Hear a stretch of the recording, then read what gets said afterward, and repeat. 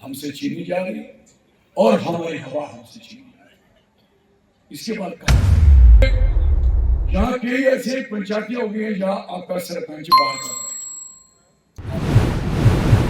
आपका कई बार है यहाँ काउंसिलर बन जाएगा, आपके जम्मू का भी हमारे हिंदू नेता बनने के बाद है दुर्योधन, है कंस, है रावण, क्योंकि कोई काम हिंदू और उनके पल्ले नहीं।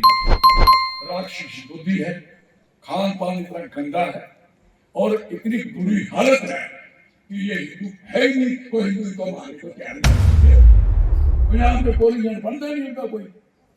तो जब आप सारे लोग संगठित हो, मजबूत हो और ये कैसे मत करिए कि हमारे पास पॉलिटिशियन नहीं, हमारे पास बीजेपी से ज्यादा साख है, चोरी नहीं करे, बेईमानी नहीं करे, हेराफेरी नहीं करे और संदूकड़ियां आए हटा दे, आए संदूकड़ियां हटा दे, हरा के दिखाए, पुत्रों को दिखाते हैं हम क्या है।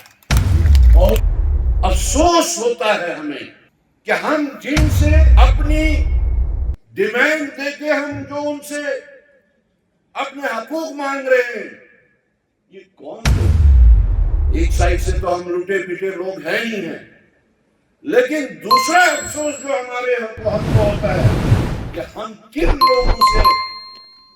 लोगों के सामने दरखास्त देता है कि हमें हमारा हक वापस दो। उन लोगों से जिनका हिंदुस्तान की आजादी की जंग में बिल्कुल कोई योगदान नहीं रहा, जिन्होंने कभी भी हिंदुस्तान की आजादी की जद्दोजहद में हिस्सा नहीं लिया, जिनके कभी भी एक भी खरोंच नहीं आई, एक भी खून का कतरा इन लोगों ने नहीं बहाया, बल्कि उसके बरक्स क्या किया? अंग्रेजों के सामने माफीनामे भेजे। उनसे हम मांग रहे हैं अपना हक। जिन्होंने मुखबिरी की अंग्रेजों की, उन मुखबिरों से हम मांग रहे हैं अपना हक। अफसोस, सख्त अफसोस, हम उन लोगों से आज अपना हक मांग रहे हैं जिन्होंने बुलंद बांग दावे किए कि हमारा हिंदुस्तान की आजादी की तहरीक से दूर का वास्ता नहीं है। नाम लेके कहता हूँ, सावरकर में उस वक्त कहा, मैं हिंदुओं से कहता हूँ कि तुम अपना वक्त आजादी की जंग में जाया मत करो, अपनी ताकत जाया मत करो। अंग्रेज तुम्हारे दुश्मन नहीं, तुम्हारे दुश्मन मुसलमान, क्रिश्चियन और बाकी जो जाते हैं वो। आज वो हमें नेशनलिज्म का सबक सिखाते हैं। आज उन्होंने एक नया नैरेटिव नेशनलिज्म का दिया, तो क्या मुखबिर हमें नेशनलिज्म का सबक पढ़ाएंगे? क्या मुल्क के गद्दार जो उस वक्त थे आज हमें नेशनलिज्म का सबक पढ़ाएंगे? जब चाहे जिसको एंटी नेशनल डिक्लेयर करें, क्योंकि वो आपकी इस गंदी सियासत, इस कातलाना सियासत, इस खूनी सियासत को वो आपके पीछे नहीं चल रहे, तो आप उनको एंटी नेशनल कह देंगे। आपने इस मुल्क का वो शिराजा जो पूरी दुनिया में मशहूर था, गंगा जमुनी तहजीब तार तार करके रख दिया, आपने यहाँ की सियासत मुद्दों के बजाय मजहब पे की, जिसका बराह रास्त आईन में ये लिखा है कि इस मुल्क में हर मजहब के रहने वाले को हक है अपने फेथ के मुताबिक उसको पूजा पाठ करने का हक है। आप कभी सियासत हिंदू मुसलमान के नाम पे करते, कभी आप कब्रिस्तान और शमशान घाट के नाम पे करते, कभी आप खान पान के नाम पे करते, कभी आप टोपी और पगड़ी के नाम पे करते। पीछे खेलो इंडिया शुरू किया था, अब आपने खोदो इंडिया शुरू कर दिया, बीजेपी वालों ने दे दिया। अभी भी गलती हुई है, लिहाजा हमारी गुजारिश है कि जब अभी कमीशन की आपका मीटिंग स्टेटस जो है, जो आरबीआई पहले 10% था उसको 20% था, सारी उसको 10% कर दिया गया और उसमें कोई भी ऐसी रिजर्वेशन नहीं है जिसको रिड्यूस किया गया है, लेकिन सिर्फ वाहिद जम्मू कश्मीर में आरबीआई इसको कम किया गया है। दूसरे डिस्ट्रिक्ट है जो आरबीआई जहाँ सीए मिलता है वहाँ जो है 2008 के बाद जम्मू कश्मीर में कोई मिलिटेंसी नहीं थी, लेकिन जब इलेक्शन शुरू की थी लोकसभा की, जो सिविलियन है और जो सिक्योरिटी फोर्सेस है उसके पूरी दहशत में है और बेगुनाह लोगों को पकड़ के जो है उनको परेशान किया जाता है, और वो आते कहाँ हैं आसमान से, आप गवर्नमेंट से करिए। बाकी हमारी लड़ाई हमें आजादी के लिए हम लेके रहेंगे, तभी हमारे छोटे छोटे जो मसले वो हल होंगे। जय हिंद, जय भारत। वर्किंग प्रेसिडेंट रमन बल्ला जी, वर्किंग प्रेसिडेंट ताराचंद जी, हमारे बड़े भाई चौधरी लाल। ਤੁਸੀਂ ਵਾਕਈ ਕਾਂਗਰਸ ਕੀ ਮਜ਼ਬੂਤ ਕਰਨਾ ਚਾਹੁੰਦੇ ਹੋ, ਅਗਰ ਤੁਸੀਂ ਵਾਕਈ महात्मा गांधी की कांग्रेस मुझे लेना चाहते हो कि चौधरी साहब की मुझे जिम्मेवारी दो और पीठ लिखो। जिन्हें चौधरी साहब ने पहले 5 सीटा जिस कांग्रेस की दवाइयां और मुझे 6 सीटा कांग्रेस का शुक्रिया। जय हिंद। सबसे पहले तो जहाँ तक हमारी रियासत, हमारे हक का जो इस वक्त ये एक प्रोग्राम हम चला रहे हैं, ये हम मजबूर हो गए जब हमने देखा कि हम बार बार वज़ीर आज़म हिंद, वज़ीर दाखिला हिंद को रिक्वेस्ट कर रहे हैं, उनको याद दहानी कर रहे हैं कि जो उन्होंने बार बार पार्लियामेंट के अंदर, पार्लियामेंट से बाहर जो उन्होंने प्रॉमिस किया था, एश्योरेंस दी थी कि जम्मू कश्मीर को उसका जो रियासती दर्जा है वो बहाल किया जाएगा, स्टेटहुड रेस्टोर किया जाएगा। जब हमने देखा कि वो उन्होंने खुद से साबित कर दिया कि वो एक जुमला था, मुझे जो अब हमें जो लगता है कि वो एक जुमले के तौर पे उन्होंने कहा था, क्योंकि हर वक्त वो कहते हैं एट द प्रॉपर टाइम, हर वक्त वो कहते हैं अनुकूल वक्त पे, लेकिन न वो प्रॉपर टाइम आ रहा है।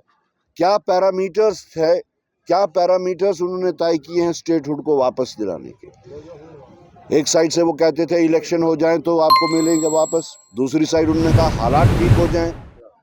तो या तो वो एडमिट करें कि हालात ठीक नहीं है।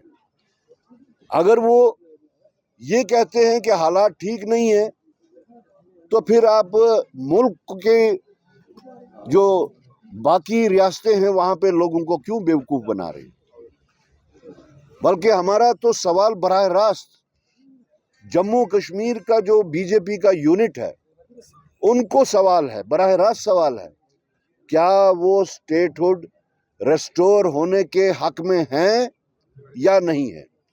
इंडियन नेशनल कांग्रेस है, बाकी जमातें भी शायद हों, यहाँ का हर बाशिंदा, इवन मैं बहुत ही जिम्मेदारी के साथ कहता हूँ, जो लोग बीजेपी के साथ भी जुड़े हैं वो भी चाहते हैं, आज जब उनको भी गर्मी उसकी महसूस हुई, जब उनके बच्चे जो घर में बेकार पड़े हैं उनकी जगह पे बाहर से रियासतों से आके उनकी जगह पे लगे, जब उनकी ज़मीनों पे भी हाथ मारने लगे, तो वो भी चाहते हैं कि रेस्टोर हो। तो बीजेपी यहाँ का लोकल यूनिट क्लियर कर दें, they must come clear on this. क्या वो स्टेटहुड जो कि प्राइम मिनिस्टर का जो वादा है, वो होम मिनिस्टर का जो वादा है, क्या वो उस वादे को पूरा करना चाहते हैं या नहीं। अगर चाहते हैं तो देर क्यों हो रही है, अगर नहीं चाहते तो इसका मतलब कि मरकजी बीजेपी भी नहीं चाहती है। तो यही सब बातें लेके हम जम्मू कश्मीर के हर ज़िले में जा रहे हैं। आज हम जम्मू सूबा के हमने 7वां या 8वां ज़िला हमने तय किया है, अटेंड किया है, और रिस्पांस जो है आज आपने खुद देख लिया, आप लोग भी यहीं के हैं, जो यहाँ का रिस्पांस है बहुत एनकरेजिंग है।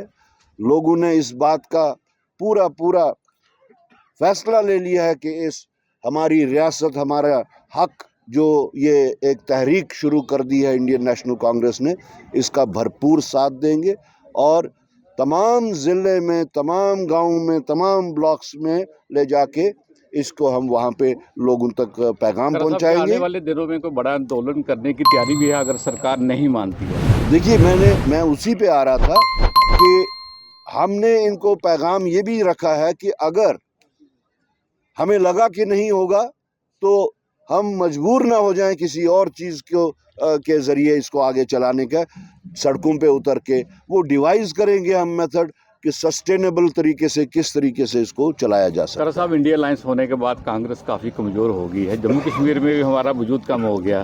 क्या देख रहे हैं, क्या इंडिया अलायंस सही नहीं बैठ पा इंडिया रहा? अलायंस जिस पर्पस के लिए कार्व आउट की गई थी, वो पर्पस आपने देखा होगा जब कांग्रेस के जो नंबर ऑफ मेंबर पार्लियामेंट्स हैं, आप याद कीजिए बीजेपी कहती थी 400 पार। तो ये इंडिया अलायंस का ही वजह है कि वो 400 पार का उनका वो ख्वाब जो था वो पूरा नहीं हुआ। कांग्रेस के नंबर्स भी बढ़े, बाकी पार्टीज के भी बढ़े, तभी बीजेपी का नंबर जो है वो घट गया। और उसी के कंटिन्यूएशन में हमने यहाँ जम्मू कश्मीर में भी जो अलायंस किया था, हालांकि कांग्रेस पार्टी ने इस अलायंस के लिए एक लार्जर इंटरेस्ट के लिए, वो मुल्की इंटरेस्ट भी था, वो रियासती इंटरेस्ट भी था, कुर्बानियाँ भी दी। नेशनल कॉन्फ्रेंस ने भी शायद कहीं कहीं कुर्बानी दी होगी। और हमने यहाँ जो अलायंस किया वो उसका पर्पस जो था, हम ये चाहते थे कि जम्मू कश्मीर के पावर कॉरिडोर्स में से बीजेपी को बाहर रखना है। उसमें हम कामयाब हो गए। उस लिहाज से ये अलायंस जो था ये कामयाब अलायंस साबित हुआ। बहुत बड़ा नुकसान कांग्रेस को जम्मू कश्मीर में उठाना पड़ा है कि आने वाले दिनों में इसकी भरपाई के लिए कुछ कड़े कदम उठाएंगे, क्योंकि हमारे बहुत से उम्मीदवार ऐसी जगह फिर जहां उनको सीटें नहीं दी गई, जहां कांग्रेस डिजर्व करती थी। मैंने पहले ही कहा कि हमें कुर्बानी देनी पड़ी, हमने कुर्बानी दी। हमारे बहुत से दिग्गज नेता नहीं लड़ पाए, हमारे बहुत सारे ऐसे कारकुन वंचित रहे इस सब से, लेकिन हमने एक लार्जर काज के लिए, एक बड़े काज के लिए, और वो यही था कि बीजेपी को पावर कॉरिडोर से बाहर रखना है, और वो वहाँ पे हमने कामयाबी हासिल की। और हम उम्मीद करते हैं कि बीजेपी का जो डिले टैक्टिक्स जो है, चाहे वो मरकज़ी सतह पे हो या रियासती सतह पे हो, वो ख़त्म करके हम जल्द अज जल्द रियासती दर्जा मिल जाए, ताकि जो रुके काम हैं, एक साइड से हमारे जो पावर्स हैं, अथॉरिटी, दो अथॉरिटीज़ के दरमियान, वो अभी तय नहीं हो रहे हैं। दूसरी साइड से स्टेटहुड ना होने की वजह से जो बहुत सारे ऐसे फैसले हैं जिसमें सरकार को अथॉरिटी नहीं है यूटी के तहत, तो हम चाहते हैं कि जल्द अज जल्द हमें ये दर्जा हासिल हो, ताकि हम लोगों की बातों को। कांग्रेस लोगों का मूड क्यों नहीं समझ पा रही है? क्या है लोगों का मूड क्यों नहीं समझ पा रही है? आपके प्रेसिडेंट ने थोड़े दिन पहले महाकुंभ में एक बयान दिया था कि कुंभ में स्नान करने से कोई पैसा नहीं, इस पैसा जहाँ खर्च किया इसके अस्पताल बनाने चाहिए। नहीं, मुझे समझ नहीं आई आप किस मूड की बात कर रहे हैं। जो जनता का मूड है जी, जिसमें भाजपा ने लोगों को जनता 140 करोड़ लोगों की है, जनता पूरे मुल्क की। कहीं एक मूड है, कहीं दूसरा मूड है। ये गुलदस्ता है, हिंदुस्तान एक गुलदस्ता है। एक रंग का फूल भी अगर किसी बाग में हो तो वो भी सूना सूना लगता है। जब तक सारे रंग इकट्ठे ना हो तब तक ये हिंदुस्तान तरक्की नहीं कर सकता।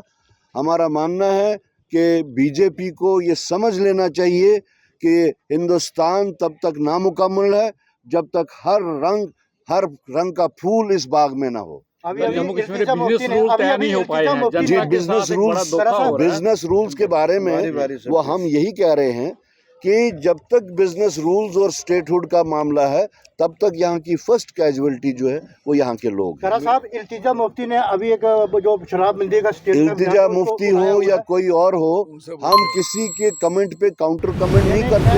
क्या शराबबंदी जम्मू कश्मीर में ये मुद्दा सही है? कांग्रेस को इसको उठाना चाहिए। ये बात प्रॉपर्टी बन गई है असेंबली की, और जो प्रॉपर्टी असेंबली की बनती है उसके ऊपर बाहर बात नहीं होती, वो असेंबली में बात होती है। बंधुओं से अपील है कि सभी लोग खाना खा के चलिए, थैंक यू।